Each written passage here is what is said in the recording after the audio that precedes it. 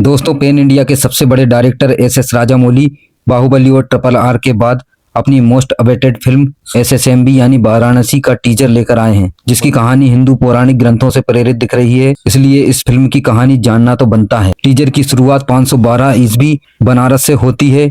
इसके बाद 2027 में एक एस्टेरॉयड संभवी अंटार्कटिका के सबसे बड़े रोस आइस शेल्फ यानी रोज हिम चट्टान से टकराता है।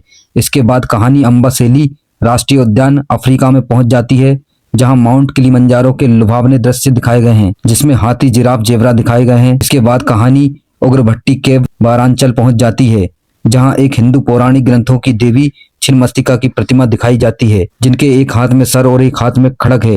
जब ब्रह्मांड में ऊर्जा खत्म होने लगी, तब उनकी दो योगिनियों डाकिनी और बर्णिनी की भूख मिटाने के लिए देवी ने अपना सर काट दिया। कटे सर से रक्त की 3 धारा निकली, एक डाकिनी के लिए, एक बर्णिनी के लिए और तीसरी स्वयं अपने कटे हुए सर के लिए। फिर यहाँ से कहानी त्रेता युग में चली जाती है, जहाँ 7200 ईसा पूर्व में लंका में हनुमान जी अपने रौद्र रूप में दिखाई दे रहे हैं, जहाँ वानरों की पूरी सेना ने मिलकर एक पहाड़ का रूप ले लिया, जिस पर खड़े होकर प्रभु श्री राम सामने से आ रहे विशालकाय शत्रु पर अपने बाण का संधान कर रहे हैं। हनुमान जी के एक हाथ में पेड़ है और उनकी विशाल पूंछ पर एक रथ दौड़ रहा है। यहाँ से फिल्म अपनी कहानी पर पहुंच जाती है, जिसमें बनारस का मणिकर्णिका घाट दिखाया गया है, जिसमें फिल्म के स्टार महेश बाबू हाथ में त्रिशूल लिए नंदी पर सवार, गले में भगवान शिव का लॉकेट पहनकर दिखाई दे रहे हैं। ऐसा लगता है मानो जैसे वो कोई बड़ा युद्ध लड़ने जा रहे हैं। पीछे बनारस के भव्य मंदिर दिखाई दे रहे हैं और टीजर के लास्ट में ग्लोब ट्रोटर और टाइम ट्रोटर लिखा है, जिसका मतलब है